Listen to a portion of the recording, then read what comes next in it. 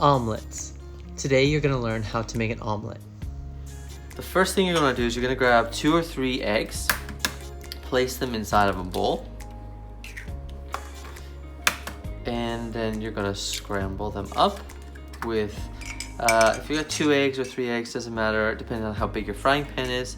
You're going to add at least a tablespoon of water just to help loosen them up so that they cream up really nicely and you don't see a lot of the egg white. Grab a fork and then go ahead and whisk them together.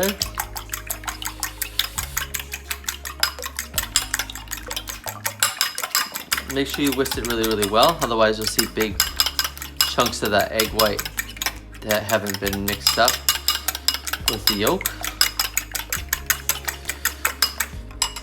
Once that's done, you're gonna go ahead and add a little bit of olive oil or vegetable oil to your frying pan, about a teaspoon.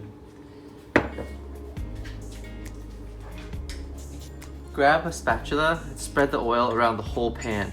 You can even push some up along the sides of the pan so you know that it's well covered and it's not going to stick, especially for an omelet that you want to flip over, okay?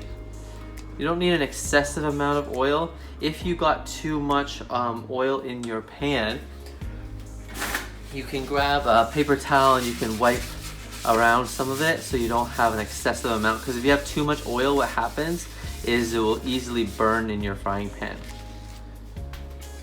Gonna turn the heat on just to a low heat here as I continue to whisk just a little bit longer. My eggs here, and then I'm just gonna go ahead. I want the frying pan to be a bit warm. I'll just put my hand slightly over top of the frying pan to see if the heat is radiating off. And then I'm gonna pour the egg into the frying pan. As you can see, I've laid out a number of things for our omelets here. I've got corn, mushrooms, broccoli, carrots, bell peppers, onions, and tomatoes. And then I have some ham. You could also use things like turkey, or you could add in salmon. It really depends on you and what you want to put in there. So I can feel the heat radiating off the pan. I'm not touching the pan, but just holding my hand above it. I'm gonna make sure it's on a low heat, and I'm gonna add in all of my egg now.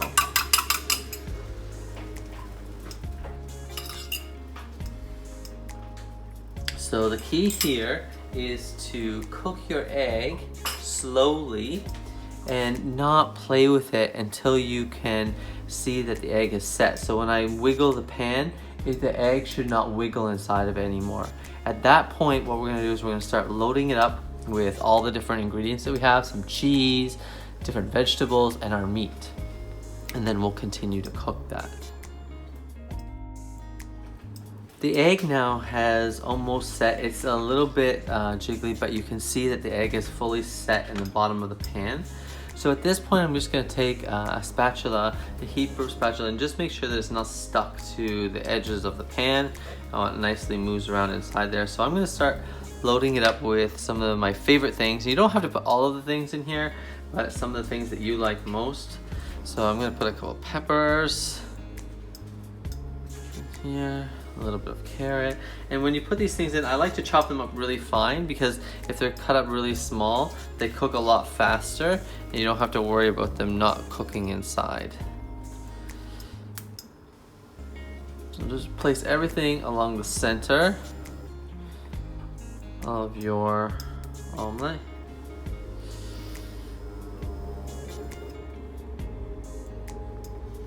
Like so. I'm just putting pretty much a little bit of everything inside of mine.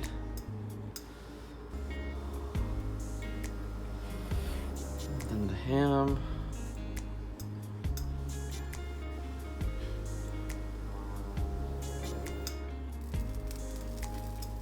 And then some cheese.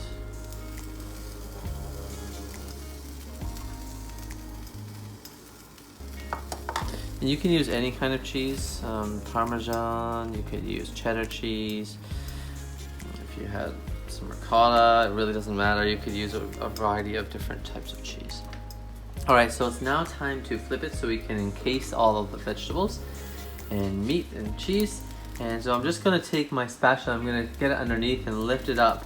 I like to have two spatulas just so I can lift it up easily and then press it down to encase all of my ingredients inside there. And then I'm going to try and flip it one more time. And sometimes this might take a couple of times to flip it. So that way I can flip it completely and encase everything inside of my omelet really nicely, like kind of like wrapping it like a burrito. And then I'm just going to keep it on this low to medium heat, and I'm going to cook it for about 1 minute on each side.